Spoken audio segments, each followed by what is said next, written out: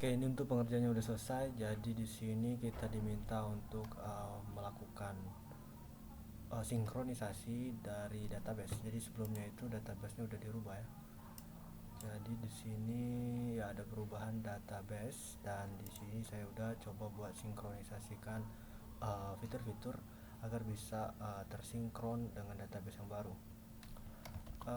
Di sini ini adalah list. Jadi di sini kita bakal cek untuk pembagian role-nya. Oke, untuk ahli gizi ini nggak bisa mengakses web, ahli gizi dan user ya. Jadi kita bakal tes aja di sini. Pertama saya bakal masuk dulu di ini. Di sini kita bakal tes dengan akun ahli gizi yang ini. Kita bakal tes. Oke, nah di sini seperti yang dilihat si ahli gizi itu nggak bisa masuk ke website. Kenapa? Karena dia di blok sesuai dengan ini, dengan request. Kemudian untuk di akun role user ya, ya ini role user.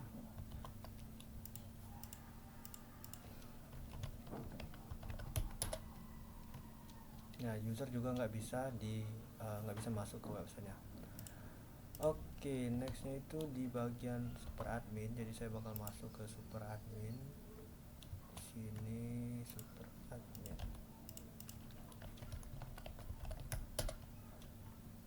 Oke, nah untuk super admin kita udah berhasil masuk.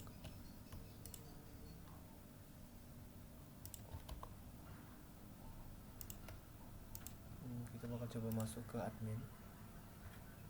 Oh ya, ini admin.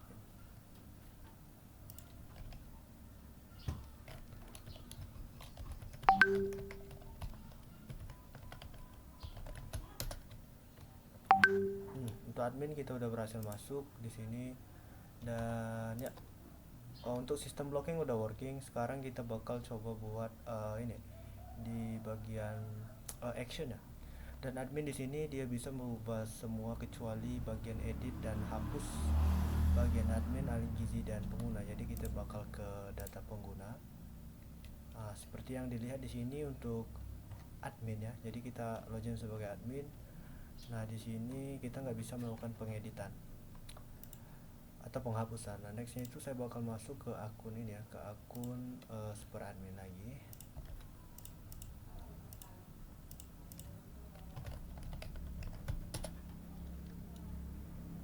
Oke, kita udah masuk. Next saya bakal ke data pengguna.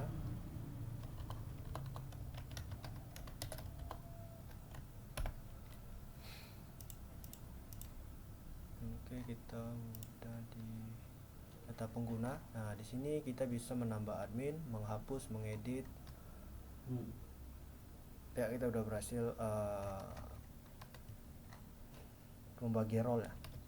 Oke, nextnya itu di bagian dashboard. Nah, di sini kita diminta untuk menambahkan data baru, data keuangan dan data per hari. Jadi kita masuk aja ke dashboard.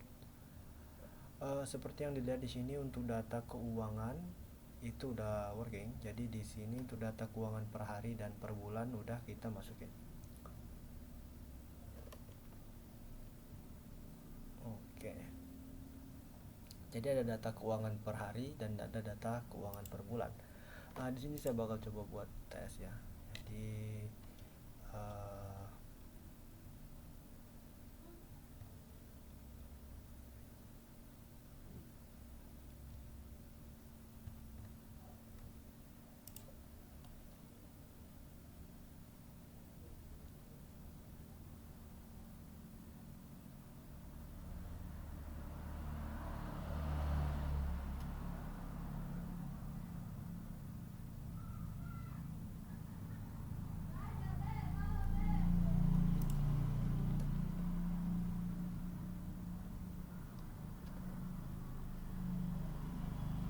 seperti yang ada di sini kita punya dua order, dan order pertama itu saya set di hari ini, tepat di hari ini, tanggal hari ini, dan data yang kedua itu dia ada di bulan ini ya. Jadi seperti itu.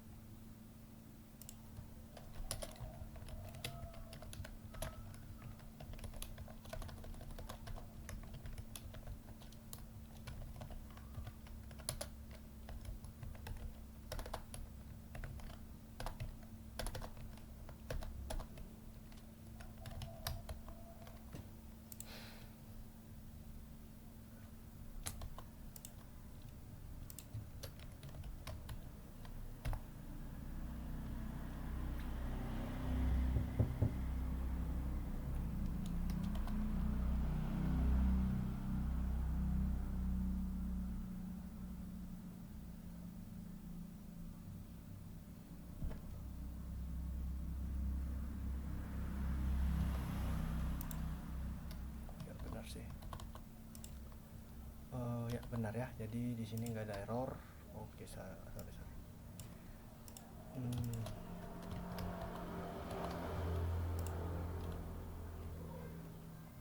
Oke, kenapa di sini data keuangan per hari dan per bulannya sama?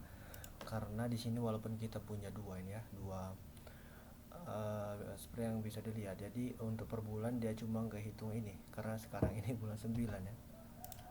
Oke, nah sekarang saya bakal coba ubah ini ke bulan 9. Tapi nggak hari ini, jadi seperti ini. Jadi nantinya untuk data per bulan dia bakal jadi dua seharusnya. Dia bakal bertambah untuk nilai keuangannya, sedangkan untuk per harinya enggak. Jadi di sini. Nah, seperti yang dilihat di sini. Apa karena data untuk per bulan dia kebaca dua karena tanggalnya ya di sama-sama bulan 9. Oke, itu untuk data keuangan. Kita udah working. Di nextnya itu ada di bagian data produk. Kita diminta untuk menampilkan table, menampilkan foto makanan, tambah data, hapus, edit, dan kita juga bisa search. Jadi kita bakal masuk ke produk.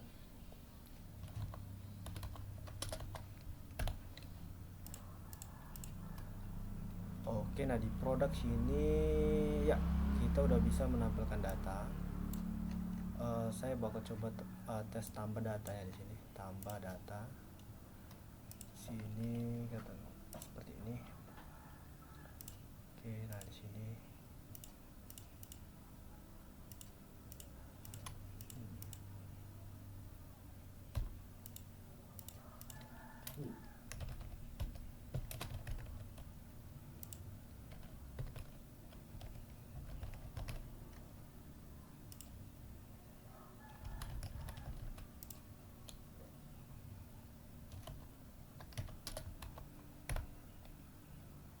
Kita bisa cek di sini apakah datanya udah masuk, dan di sini menu baru udah berhasil kita bikin. Nextnya itu untuk hapus, jadi kita bisa edit terlebih dahulu.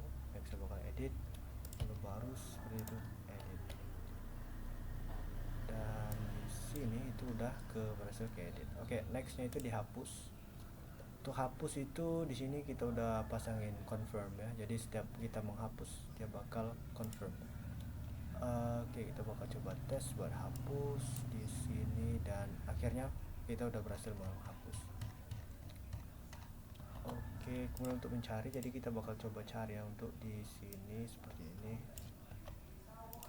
Cari, dan oke, kita udah berhasil mencari. Nextnya itu di bagian ini ya, untuk bagian tambah data, ubah bagian kolom foto menu menjadi input normal ya, tadi udah ya. Nextnya itu di bagian data pesanan, menampilkan table, kemudian masukkan jumlah seberkurang dibeli. Oke, ini oke. Next, terus data pesanan reset setiap minggu ya, ini juga udah working. Jadi kita ke data pesanan. Untuk data pesanannya seperti ini. Jadi kita bisa lihat di sini untuk tanggal ya, hanya satu data yang tampil di sini, yaitu di ini ya. Jadi di 9 untuk ID ini. Apa nih ID-nya? Jadi hanya satu data yang tampil di sini, yaitu untuk customer ini. Nggak bisa lihat juga nih. Oke. Tapi kalau kita seandainya kita rubah yang ini untuk ke sini katakanlah seperti itu, karena minggu ini, dan untuk setiap minggu itu dia ngehitungnya di itu ya. Jadi seperti ini untuk minggu itu sekarang hari Senin ya. Jadi hari Senin itu untuk minggu itu dia bakal ngitung dari hari Senin ini ke 7 hari selanjutnya seperti itu. Misal untuk kalau tanggal 2, jadi dari hari Senin ke ya ke tanggal 6 seperti itu ya. Jadi seperti itu untuk mekanismenya. Nah, sini kita bakal cek. Sebelumnya itu hanya muncul satu. Nah, di sini di sini udah muncul dua nih. Kita udah munculin dua data. Dan statusnya itu yang satunya itu pending dan satunya itu finish. Nah, ini udah working.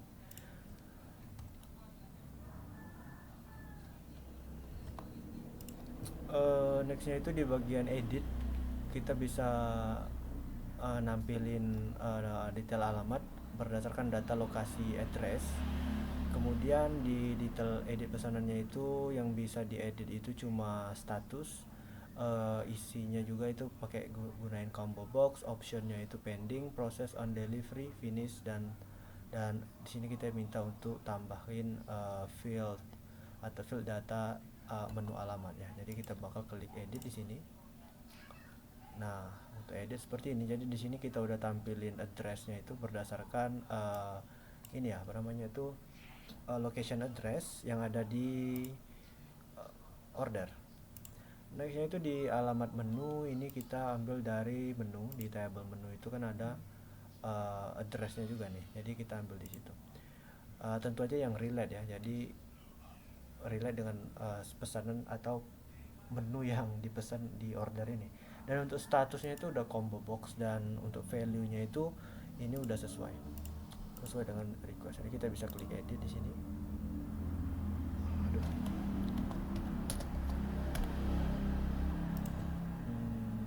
Edit. Nah, statusnya udah berubah ke proses.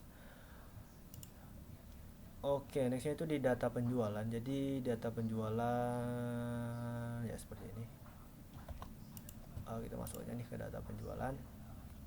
Data penjualan udah tampil, kita bisa export seperti ini datanya. Oke, nextnya itu ada data total, ada status. Dan untuk filter dia nggak seleluasa kemarin karena ada perubahan di ininya, di table. Jadi otomatis beberapa fitur nggak bisa diimplementasi. Kenapa? Karena dia nggak support seperti itu. Tapi di sini filternya udah working juga nih. Jadi untuk tampilan data awal dia bakal tampilin data bulan ya, dia bakal per bulan seperti itu. Oke, mungkin next aja nih. Di bagian nextnya itu untuk di sini bagian data pengguna. Oke, ini pembagian role tadi ya.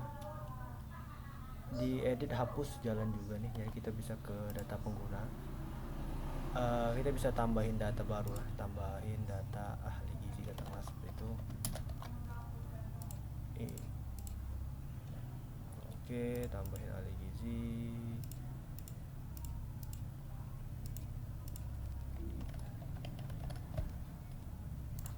Nah, ini sekalian saya sekalian ke list fitur ini. Jadi untuk validasi semua input.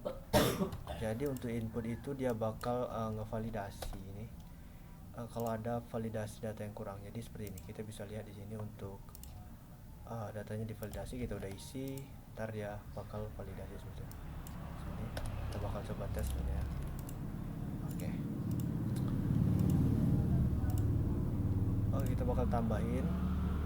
Nah, di sini datanya udah tambah. Nah, di sini kita juga bisa edit lagi ini. Kita bisa kosongin ini. Kita bisa cek lagi validasinya apakah masih working. Nah, dia working. Oke, kita bisa edit lagi. Gimana tadi? Data pengguna.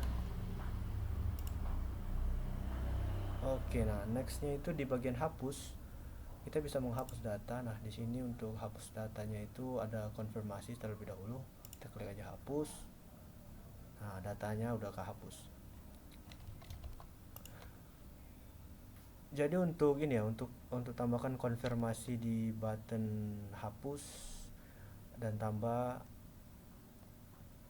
kemudian ada di button untuk validasi value input juga udah working tadi. Dan terakhirnya itu di bagian ini, di bagian PIP control. Jadi di pelanggan itu, di pengguna itu kita udah terapin sistem PIP. Nah, di sini kita bisa lihat PIP-nya, labelnya seperti itu. Kemudian ada expire PIP-nya. Kita bisa coba tes di sini ya, untuk katakanlah di sini expire-nya kita set aja nih di admin secara manual. Di sini kita bisa set value-nya itu katakanlah 0 ya, sini 0. Kita bisa lihat di sini. Nah, nanti dia bakal seperti ini untuk nol. Nah di sini kan dia nol, kita bisa set 1 minggu ya, di sini 1 minggu. Nah nantinya dia bakal PIP, kemudian expire PIP-nya itu 1 minggu dari hari ini, dan otomatis 1 minggu dari hari ini ya tanggal 7 nanti ya. Oke, itu udah sesuai. Tapi kalau kita pengen ubah ke statusnya itu ke 1 bulan, untuk expire PIP-nya 1 bulan, kita bisa klik di sini.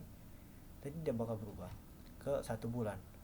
1 bulan dari hari ini ya. Jadi kita bisa cek ini tanggal 10 Oktober, saat ini tanggal 30 September. Nah, itu 1 bulan. Kalau untuk 1 tahun, kita bisa klik di button ini, kemudian dia bakal set ke 1 tahun di ini ya, di 2025 bulan 9 tanggal 30. Oke, itu tepat banget di tanggal di 1 tahun untuk range nya. Dan kita bisa coba ya buat check up gimana nih kalau misalnya untuk tanggalnya tuh dari PIP-nya itu udah expire. Jadi kita bisa tes dulu ya. Di sini kita bisa set ke tanggal yang oke, nah di sini ini kan tanggal 7 nih. Kita bakal set aja nih ke tanggal, katakanlah tanggal 25. Sekarang ini kan tanggal 30, kita set ini tanggal 25, otomatis itu udah expire. Tapi begitu kita klik refresh, apakah dia bakal menyesuaikan atau enggak ya? Kita bakal coba teks. Jadi di sini reload, dan ya dia udah ini udah menyesuaikan. Dia tahu kalau expire-nya udah lewat. Jadi dia bakal set statusnya seperti ini. PIP ya, enggak PIP, enggak PIP lagi. Oke, seperti itu. Mungkin itu aja nih untuk videonya. Ya, semoga bisa dimengerti. Terima kasih.